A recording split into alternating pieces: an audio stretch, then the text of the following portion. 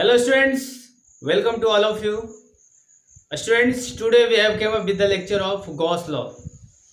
Students, आज का lecture हम लोग गॉस लॉ के बारे में हम लोग पढ़ेंगे। हम लोगों ने पिछले लेक्चर में इलेक्ट्रिक फ्लक्स के बारे में पढ़ा था। उससे पहले वाला लेक्चर इलेक्ट्रिक फील्ड लाइंस था। तो इलेक्ट्रिक फील्ड लाइंस और इलेक्ट्रिक फ्लक्स के हेल्प से आज हम लोग गॉस लॉ सीखेंगे। स्टूडेंट्स, इलेक्ट्रिक फ्लक्स निकालने का तरीका जो हम लोग सीख रहे थे वो मैथमेटिकल तरीका था। जैसे फ्लक्स बराबर क्या था, एक ई डॉट ए था और दूसरा था ई ए कॉस थीटा था।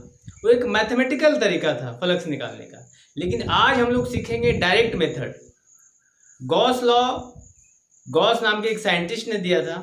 उन्होंने बताया था कि कोई मैथमेटिकल फार्मूला की जरूरत नहीं है, गॉस लॉ को एक ट्रिक से हम लोग फ्लक्स फाइंड आउट कर पाएंगे।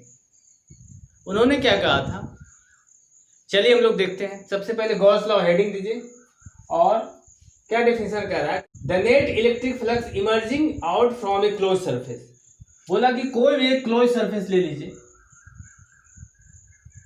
क्लोज सरफेस को हम लोग गॉसियन सरफेस बोलते हैं, कहीं कहीं बुक में मिलेगा Gaussian surface. Gaussian surface means imaginary surface जिसमें कोई रियल मटेरियलिस्टिक की बात नहीं होगी। तो यहाँ कोई भी क्लोज सरफेस लीजिए। आपको मालूम है कोई भी 3D सरफेस क्या होता है, एक क्लोज सरफेस होता है। तो कह रहा है कि इसमें मान लीजिए एक नेट चार्ज Q रख देते हैं। एक Q चार्ज है इनसाइड द सरफेस। एक चीज और आप लोग ध्यान दोगे, आज हम लोग जो भी बात करेंगे वो हम लोग एयर और वैक्यूम से रिलेटेड बात करेंगे। हम लोग समझेंगे कि कोई जो हाइपोथेटिकल एरिया कंसीडर किया गया है, 3D सरफेस कंसीडर किया गया है, वो एयर या वैक्यूम में रखा हुआ। कोई दूसरा मीडियम में रखेंगे तो उसका फ्लक्स निकालने का तरीका अलग होगा और उसका फ्लक्स का वैल्यू कम आएगा। तो हम बाद में बात करेंगे जब हम लोग करेंगे तब। कहने का मतलब कह रहा है कोई भी एक क्लोज सरफेस लीजिए, उसके अंदर एक चार्ज रखा हुआ है ना। तो अगर बोलेगा फ्लक्स निकालने के लिए तो फ्लक्स का वैल्यू होगा Q upon epsilon not. Charge क्या है इनसाइड द सरफेस, कितना नेट चार्ज कितना है, एक Q है, तो Q है। और उसको क्या करते हैं हम एप्सिलॉन नोट से डिवाइड कर देंगे तो आपको नेट फ्लक्स मिल जाएगा। कहने का मतलब है कोई भी सरफेस ले लीजिए, कोई भी सरफेस लीजिए, इसमें net charge inside the surface क्या है, उसको क्या करते हैं एप्सिलॉन नोट से हम लोग डिवाइड कर देंगे तो हमको क्या मिल जाएगा, net flux through the surface मिल जाएगा। क्या इतना क्लियर है? गॉस लॉ यही करता है, ठीक है, इतना नोट डाउन कीजिए। अब हम लोग देखते हैं। देखिए अभी तक जैसे आपने क्या पढ़ा था, अभी तक आपने पढ़ा था कि मान लीजिए एक छोटा सा एरिया है, कि मान लीजिए एक सरफेस, एक छोटा सा सरफेस है ना, छोटा सा सरफेस है।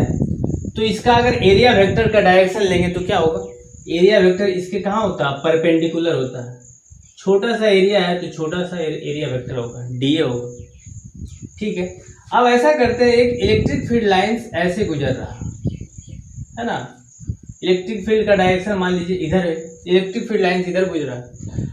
तो आप बताइए कि एरिया वेक्टर से इलेक्ट्रिक फील्ड लाइंस मान लीजिए थीटा एंगल पे है। चलिए अब देखिए, तो फ्लक्स निकालने का मैथमेटिकल तरीका क्या था? फ्लक्स निकालने का मैथमेटिकल तरीका था, हमने क्या किया था, छोटा सा एरिया कंसीडर किया था और उसको हम लोग क्या करेंगे, डॉट प्रोडक्ट करेंगे, डॉट प्रोडक्ट करेंगे डीए वेक्टर के साथ। तो हमको क्या मिलेगा, छोटा सा फ्लक्स मिलेगा, डी फाई मिलेगा। इसी तरह क्या करेंगे, हमको टोटल फ्लक्स, नेट फ्लक्स चाहिए उस सरफेस का। तो क्या करेंगे, हम इसको इंटीग्रेट करते हैं। तो जैसे हम इसको इंटीग्रेट करते हैं तो हमको क्या मिलता है, बड़ा सा फ्लक्स मिलेगा और इधर भी क्या होगा, इंटीग्रेशन का साइन लग जाएगा। अब मान लीजिए अगर इलेक्ट्रिक फील्ड कांस्टेंट हो, जिस केस में इलेक्ट्रिक फील्ड मान लीजिए कांस्टेंट होगा, अब इलेक्ट्रिक फील्ड मान लीजिए कांस्टेंट हो, तो जिस केस में कांस्टेंट होगा फ्लक्स का वैल्यू कितना होगा, फ्लक्स का वैल्यू होगा ई डॉट, यहाँ से इलेक्ट्रिक फील्ड बाहर हो जाएगा और डीए का इंटीग्रेशन क्या हो जाएगा, ए हो जाएगा, तो ई डॉट ए हो जाएगा। तो जिस केस में इलेक्ट्रिक फील्ड कांस्टेंट होगा फ्लक्स का वैल्यू ये होता था। ये आपने मैथमेटिकल फॉर्मूला था, दिस इज ए मैथमेटिकल, कह सकते हो mathematical way of the calculation of flux. लेकिन आज जो हम लोग सीखेंगे, हम लोग डायरेक्ट मेथड से हम लोग फ्लक्स को कैलकुलेट कर पाएंगे। उन्होंने क्या कहा, इतना पहले नोट डाउन कीजिए। एक चीज और हम लोग देखेंगे, कहीं कहीं बुक में लिखा हुआ रहेगा Gaussian surface.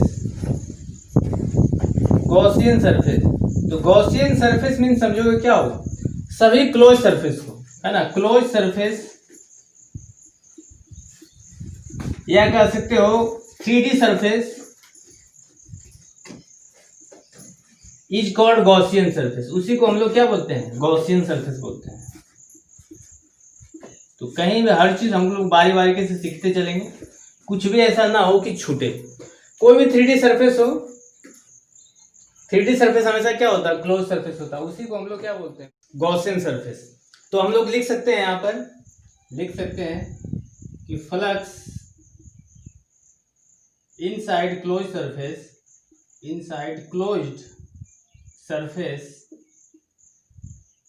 Surface is equal to, लिख सकते हैं, चार्ज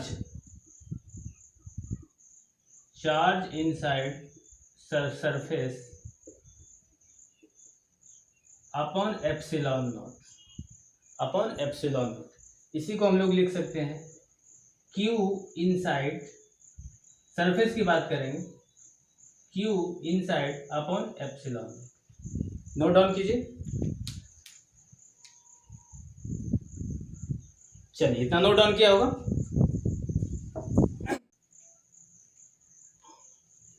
तो दोस्तों अभी तक आपने देखा क्या, फ्लक्स अगर क्लोज सरफेस हो और एयर या वैक्यूम में रखा हुआ है तो क्या होगा, क्या होगा इसका, बोलो, टोटल चार्ज, है ना, total charge inside upon epsilon not, जिसको कि हम लोग ऐसे फाइंड करते थे, ये लिख लीजिएगा, इसी को हम लोग ऐसे फाइंड करते थे, जो कि आप लोग लिख सकते हो फ्लक्स क्लोज्ड बराबर, है ना, हम लोग लिखते थे इंटीग्रेशन ऑफ, यहाँ क्या है, ये साइन क्लोज का साइन है, ये जो आप साइन देख रहे हो क्लोज का, और क्या फॉर्मूला था, E डॉट DA था, E dot DA। Main formula अगर हम कहें फ्लक्स का फाइंड करने का तो यही है, this is the mathematical formula of flux, this is the mathematical formula, mathematical formula है फ्लक्स फाइंड करने का, ये मैथमेटिकल फॉर्मूला। तो दोस्तों अभी तक आपने क्या सीखा कि अगर कोई क्लोज सरफेस है ना, तो अगर फ्लक्स क्लोज निकालना है तो क्या होगा, टोटल चार्ज, नेट चार्ज हम लोग बोल सकते हैं, net charge upon epsilon not. यही आपने अभी तक देखा ना दोस्तों। अब हम लोग इसका प्रूफ देखते हैं कि गॉस लॉ ने ये कहा कि कोई मैथमेटिकल फॉर्मूला की जरूरत नहीं है, बस किसी गॉसियन सरफेस में या हम उसको कहें क्लोज सरफेस में बस नेट चार्ज फाइंड कीजिए और उसको एप्सिलॉन नॉट से डिवाइड कर दीजिए, आपको नेट फ्लक्स मिल जाएगा। तो चलिए हम उसका प्रूफ देखते हैं, नोट डाउन कीजिए इतना। दोस्तों हम लोग प्रूफ देखते हैं गॉस लॉ का प्रूफ।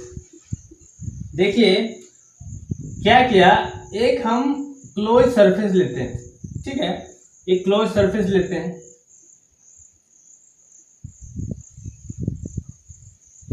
एक क्लोज सरफेस लिए और इसके अंदर एक चार्ज को हमने ले लिया, एक चार्ज को ले लिया, ठीक है ना, मान लीजिए प्लस क्यू चार्ज, ठीक है।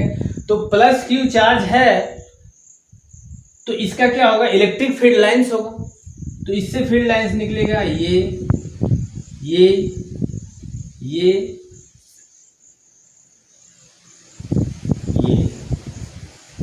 ऐसे फील्ड लाइन निकलता है इसका, है ना, इस ढंग से इसका फील्ड लाइन निकलता है। अब दोस्तों हम लोग ऐसा करते हैं, हमको चूंकि इस टोटल सरफेस का नेट फ्लक्स निकालना, तो हम ऐसा करते हैं, यहाँ पर हम क्या करते हैं, यहाँ पर एक छोटा सा हम एरिया कंसीडर करते हैं, एक छोटा सा एरिया यहाँ पर हम कंसीडर करते हैं। जब छोटा सा एरिया आपने कंसीडर किया है तो बताइए इसका एरिया वेक्टर क्या होगा। तो एरिया वेक्टर मैंने बताया था परपेंडिकुलर होता है, परपेंडिकुलर होता है, और छोटा सा एरिया का छोटा सा एरिया वेक्टर होगा।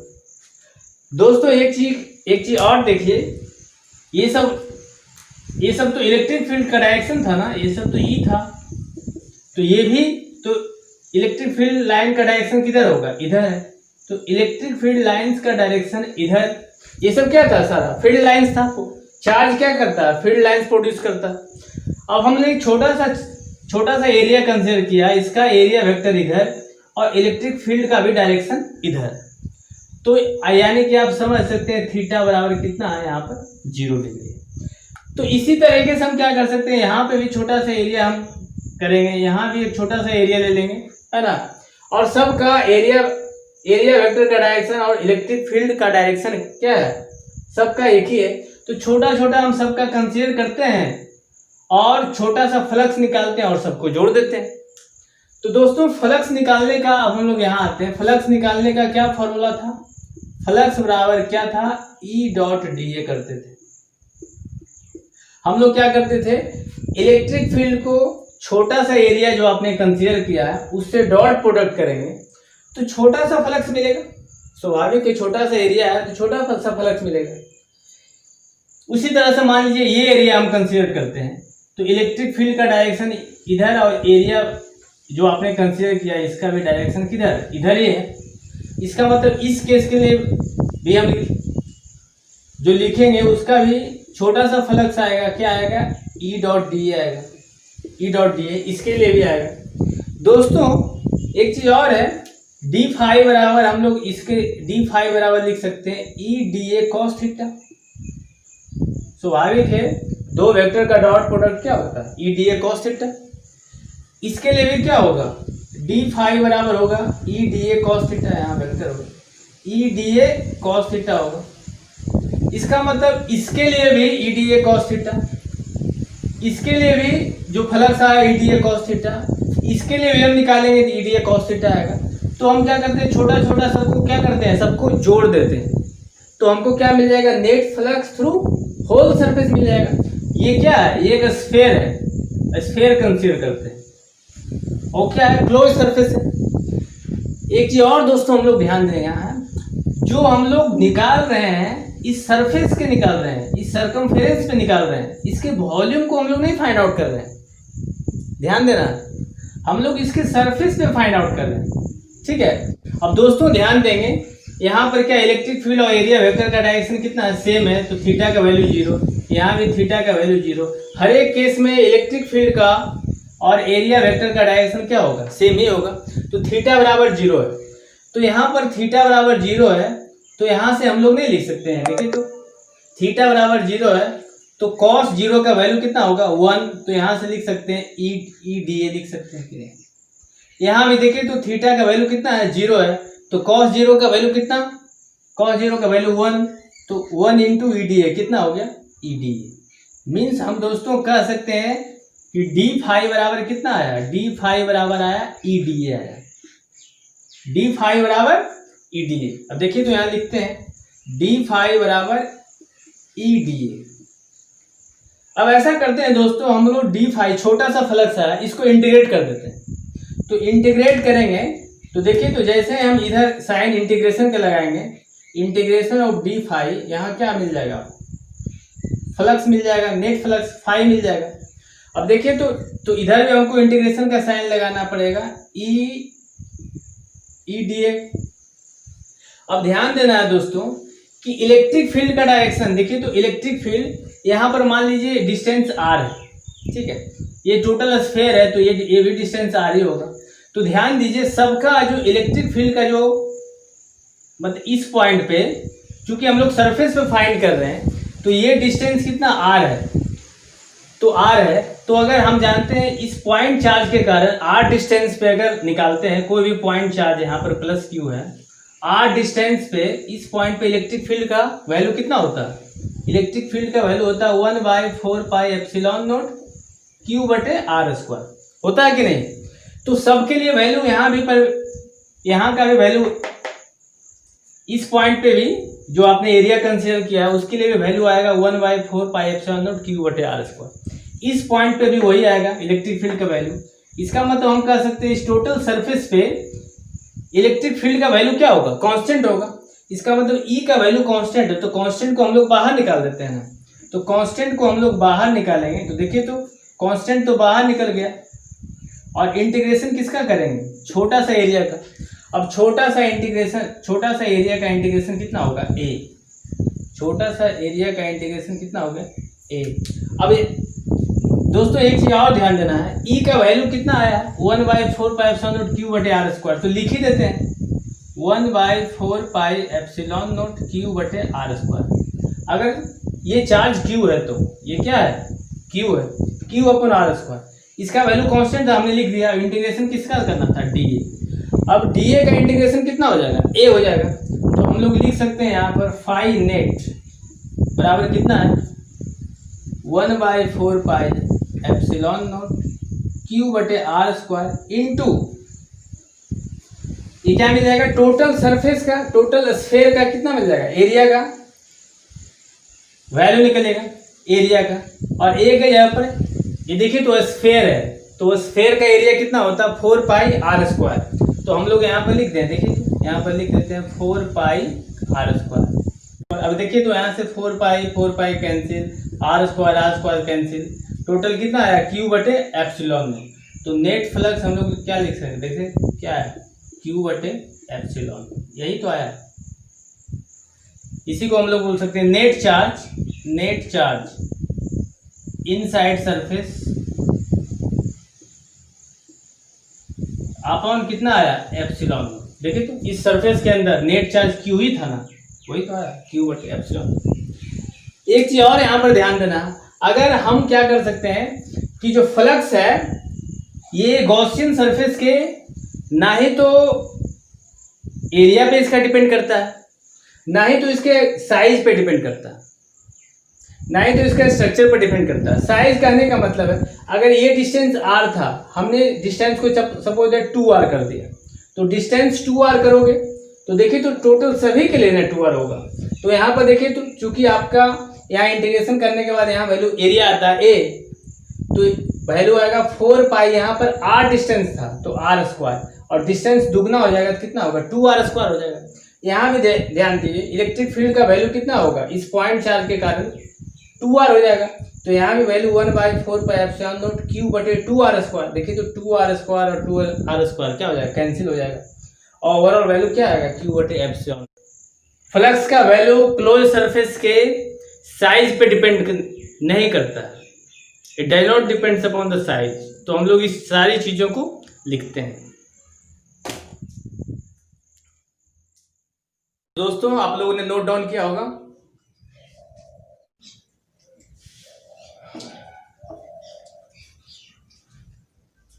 देखिए तो हम लोग लिखते हैं यहाँ पर नोट पॉइंट, क्या कहेंगे, flux do not depends on size and shape of Gaussian surface, Gaussian या क्लोज सरफेस, गॉसियन सरफेस के साइज और शेप पे डिपेंड नहीं करता है। लिख लीजिएगा। जैसे देखिए स्टूडेंट्स, मान लीजिए ये है, आपने देखा कि यहाँ पर एक चार्ज रखा हुआ था +q, r डिस्टेंस पे +q चार्ज रखा हुआ है यहाँ पर सेंटर पे, है ना। तो r डिस्टेंस पे आपने देखा फ्लक्स कितना निकला, तो फ्लक्स निकला q/ε0 निकला।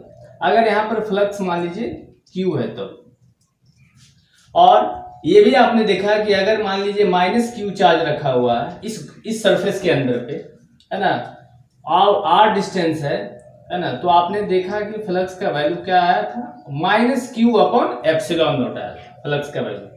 बस हम लोग को चार्ज देखना है, पॉजिटिव चार्ज के लिए फ्लक्स पॉजिटिव होगा और नेगेटिव चार्ज के लिए फ्लक्स नेगेटिव होगा। अच्छा, मैं ऐसा करता हूं, ये जो डिस्टेंस था इसको हम लोग 2r कर देते हैं। सपोज दैट ये डिस्टेंस जो था हम लोग 2r कर देते हैं। ये जो स्फीयर था ये डिस्टेंस मान लीजिए 2r डिस्टेंस ले लेते हैं। तो स्वाभाविक है यहाँ पर चार्ज रखा हुआ, मान लीजिए +q रखा हुआ, तो स्वाभाविक है +q चार्ज है तो क्या करेगा, ये जो डिस्टेंस है तो ये इलेक्ट्रिक फील्ड लाइंस का डायरेक्शन ऐसे होगा, तो वही ना, तो क्या होता है, फ्लक्स क्या होता है, number of field lines passing through the surface. तो ये जो सरफेस पे प्लस क्यू चार्ज से जो फील्ड लाइंस निकलेगा तो एक ही बार तो कट कर रहा है ना, तो नंबर ऑफ फील्ड लाइंस तो बराबर निकल रहा होगा। यहां पे भी मान लीजिए जो फील्ड लाइंस निकल रहा होगा ऐसे, यहां पे भी जो निकल रहा होगा, यहां पर देखिए नेगेटिव चार्ज है, यहां पर माइनस क्यू है, तो फील्ड लाइंस का डायरेक्शन कहां होगा, अंदर की तरफ होगा, अंदर की तरफ होगा डायरेक्शन। तो आपने देखा था फ्लक्स किस पे डिपेंड करता है, तो फील्ड लाइंस पे डिपेंड कर रहा है। तो मान लीजिए यहाँ प्लस क्यू चार्ज है, तो फ्लक्स का वैल्यू कितना निकलेगा, क्यू अपॉन कितना है, क्यू अपॉन एप्सिलॉन नॉट ही निकलेगा। क्यों, क्योंकि फील्ड लाइंस तो उतना ही निकल रहा है। हाँ, रेडियस बढ़ गया है तो रेडियस पे डिपेंड नहीं करेगा। जैसे आप देखिए अभी तक आपने क्या देखा था, फ्लक्स निकालने का मैथमेटिकल क्या तरीका, ई डॉट डी ए था, ई डॉट डी ए यहां से आ रहा था, है ना। चूंकि इलेक्ट्रिक फील्ड अगर हम छोटा छोटा अगर लेते हैं तो इलेक्ट्रिक फील्ड तो कांस्टेंट था, तो कांस्टेंट था तो आर, तो 2r डिस्टेंस पे इलेक्ट्रिक फील्ड का वैल्यू कितना हो जाएगा, 1/4 पाई एप्सिलॉन नॉट क्यू बटे कितना होगा, क्यू बटे ये डिस्टेंस हो। मान लीजिए इस पॉइंट पे निकालना है r डिस्टेंस, इस पॉइंट पे इलेक्ट्रिक फील्ड निकालना है इस पॉइंट चार्ज के कारण, तो कितना होगा 2r का स्क्वायर होता है ना, 1/4 पाई एप्सिलॉन नॉट क्यू बटे ये डिस्टेंस का स्क्वायर। अब मान लीजिए, और ये क्या है, ये है डी है, तो देखिए तो ये तो कांस्टेंट है, तो कांस्टेंट बाहर निकल जाएगा, कांस्टेंट बाहर निकल जाएगा, 1/4 पाई एप्सिलॉन नॉट क्यू बटे 2r स्क्वायर, ये तो बाहर निकल जाएगा। और इंटीग्रेशन किसका होगा, डी ए का, तो डी ए का इंटीग्रेशन क्या होगा, डी ए का इंटीग्रेशन करोगे तो ए आएगा, है ना, बड़ा सा ए आएगा, मींस इस टोटल सरफेस का एरिया, चूंकि स्फेयर है तो आप देख लीजिए नेट फ्लक्स क्या होगा, Q बटे 4 pi epsilon not into 2r का स्क्वायर, यही ना, 1/4 पाई एप्सिलॉन नॉट Q बटे 2r स्क्वायर इंटू एरिया क्या होगा, देखिए एरिया होगा 4 पाई r स्क्वायर, 4 पाई r के जगह पर कितना है यहाँ पर 2r का स्क्वायर, तो 2r का स्क्वायर ले लीजिए। अब देखिए तो 4 पाई कैंसिल, है ना, 2r का 2r square cancel, net flux क्या आया, एफ नेट बराबर क्यू बटे एप्सिलॉन नॉट ही आया। तो साइज पे कहां डिपेंड किया, साइज पे तो फ्लक्स डिपेंड नहीं किया। हाँ, बस अगर यहां पर नेगेटिव चार्ज होता तो माइनस क्यू बटे एप्सिलॉन नॉट आता। तो दोस्तों हम यहां से कह सकते हैं कि मान लीजिए यहां पर एक प्लस क्यू चार्ज रखा हुआ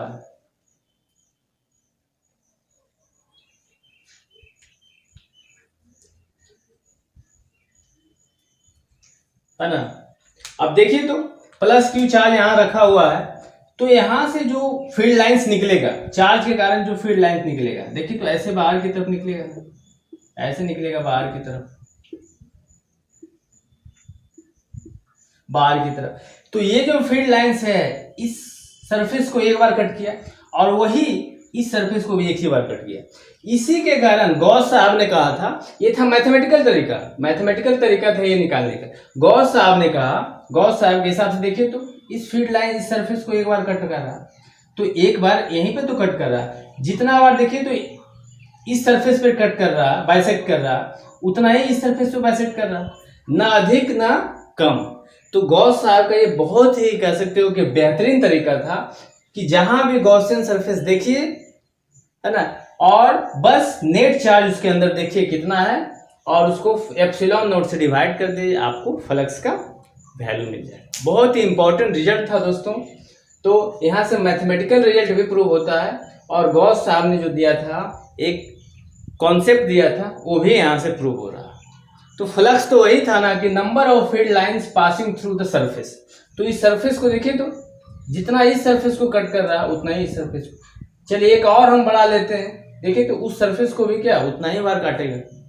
तो आप इस ढंग से कह सकते हैं दोस्तों कि गॉस साहब ने एक बहुत ही इंपॉर्टेंट कॉन्सेप्ट दिया था कि कोई भी सरफेस हो, है ना, उसके साइज और शेप पे डिपेंड नहीं करता। इतना नोट डाउन किया हो, मान लीजिए शेप ऐसा होता, देख लीजिए शेप अगर ऐसा होता और यहाँ पर एक प्लस क्यू चार्ज होता, बोलते कि बताइए तो फ्लक्स कितना निकलेगा, तो स्वाभाविक है प्लस क्यू चार्ज के कारण तो फ्लक्स, तो फील्ड लाइंस तो ऐसे ही निकलता होगा ना, फील्ड लाइंस तो ऐसे निकल रहा होगा।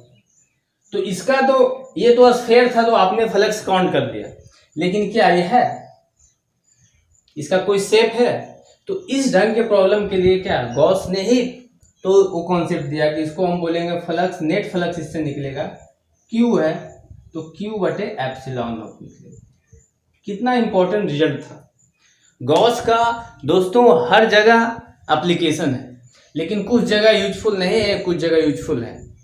तो इतना नोट डाउन कीजिए, उसके बाद हम लोग आगे बढ़ेंगे।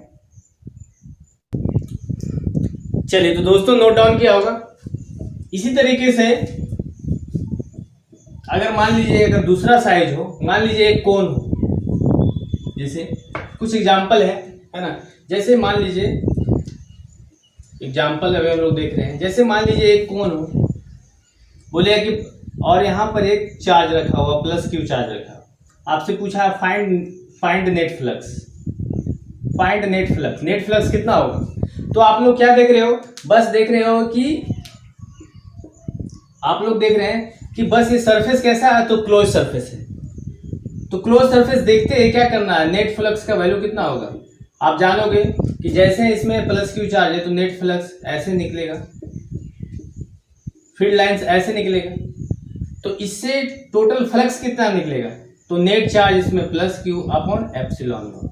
सीधे कुछ करना ही नहीं है, फील्ड लाइंस ऐसे निकल रहा हो। मान लीजिए एक कोन है, कोन के अंदर नेगेटिव चार्ज रखा हुआ, जैसे देखिए, जैसे मान लीजिए एक कोन है, यहाँ पर माइनस क्यू चार्ज रखा हुआ इसमें, है ना, क्यू सरफेस। बोलेगा कि बताइए नेट फ्लक्स इसमें कितना होगा, तो कुछ करना ही नहीं, स्वाभाविक है। इसमें ये गॉसियन सरफेस क्लोज सरफेस है, तो नेट फ्लक्स कितना होगा, नेट फ्लक्स होगा माइनस क्यू अपॉन एप्सिलॉन। क्यों, तो इसमें फील्ड लाइंस कैसे होगा, फील्ड लाइंस अंदर की तरफ आ रहा होगा, सारा इलेक्ट्रिक फील्ड लाइन अंदर की तरफ आओ, तो नेट फ्लक्स कितना होगा, माइनस क्यू अपॉन एप्सिलॉन। बस नेट चार्ज देखना है। जैसे मान लीजिए एक तीसरा एग्जांपल है, मान लीजिए एक सरफेस है ऐसे, एक क्लोज सरफेस पे, इस पे है प्लस Q1 और Q2 और यहाँ पर माइनस Q3 है चार्ज। बोलेगा बताइए find net flux, net flux बताइए तो इस सरफेस पे कितना होगा। तो आप लोग क्या देखेंगे, आप लोग देखेंगे कि इस सरफेस पे नेट चार्ज है कितना। हम लोग जानते हैं गॉस लॉ के हिसाब से नेट चार्ज कितना होता है, तो नेट चार्ज होगा प्लस Q1, फिर यहाँ पर प्लस Q2 और यहाँ पर साइन के साथ लेना है, यहाँ क्या है माइनस Q3। तो नेट चार्ज तो यही हुआ, नेट चार्ज तो यही हुआ अपॉन एप्सिलॉन नॉट, यही हो गया नेट फ्लक्स का वैल्यू। बस नेट चार्ज देखना है, तो Q1 positive, Q1 plus Q2 minus Q3। क्यों ऐसा हम लोग कर रहे हैं, क्योंकि फ्लक्स क्या है, एक स्केलर क्वांटिटी, ठीक है। तो नेट चार्ज तो यही positive positive minus negative upon epsilon not, कुछ करना ही नहीं है। तो इस ढंग से आप लोग बहुत सारी चीजों को आप लोग सोल्व कर पाओ। एक और एग्जांपल हम लोग देखते हैं।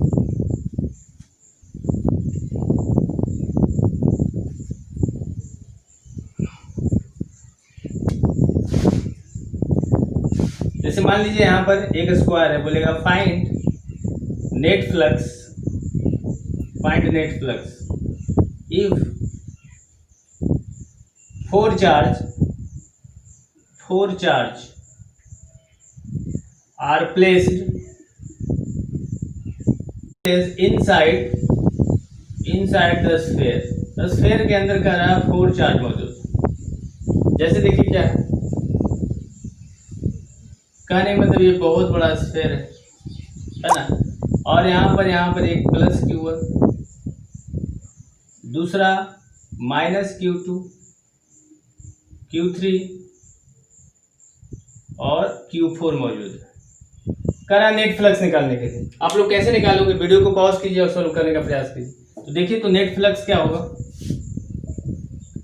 तो नेट फ्लक्स होगा इसका, तो देखिए तो एक ऐसा है, तो ये क्लोज सरफेस है ना, क्लोज सरफेस है, और तो क्लोज सरफेस पे है तो नेट फ्लक्स निकालेगा कैसे, देखिए तो net charge inside the surface क्या है, तो net charge inside the surface क्या है, ये पॉजिटिव है, प्लस Q1 प्लस Q3 और प्लस Q2, तो Q1 plus Q4 plus Q3 minus क्या होगा, माइनस Q2, यही तो नेट चार्ज है, अपॉन एप्सिलॉन नॉट से डिवाइड करेंगे, दैट इज द आंसर, यही आंसर होगा।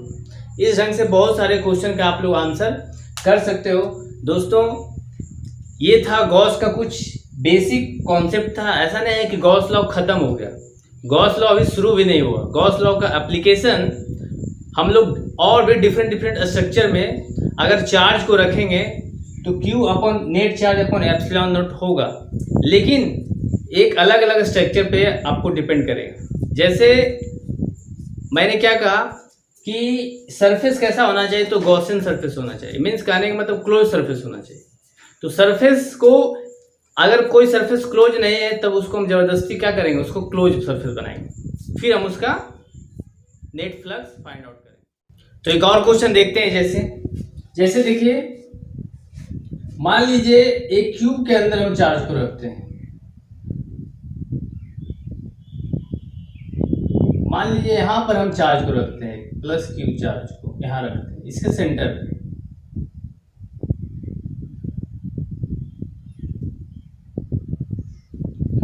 तो आपसे पूछे कि बताइए तो नेट फ्लक्स क्या होगा तो नेट फ्लक्स क्या होगा, क्यों देखिए तो क्या होता है, क्लोज सरफेस होता है, तो नेट फ्लक्स क्या होगा, नेट फ्लक्स का वैल्यू होगा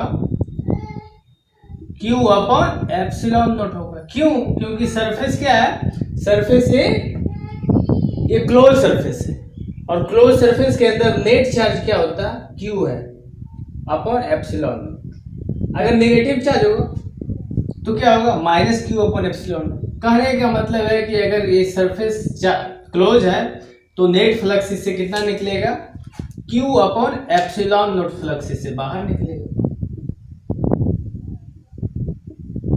Q upon epsilon not flux इससे बाहर निकलेगा। चलिए, तो अब हम लोग कुछ बात करेंगे स्टूडेंट्स, इतना नोट डाउन किया होगा। अगर आपसे पूछा जाए कि बताइए, तो एक और क्वेश्चन देखते हैं।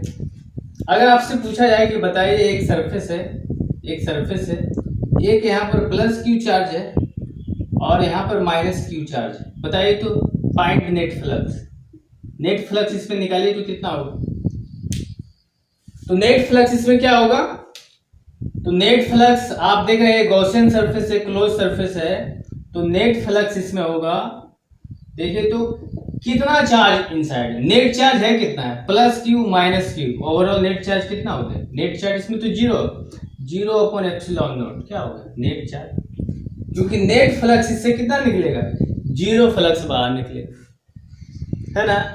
तो चलिए अब हम लोग कुछ इंपॉर्टेंट चीजों पे बात करेंगे। देखिए आइए,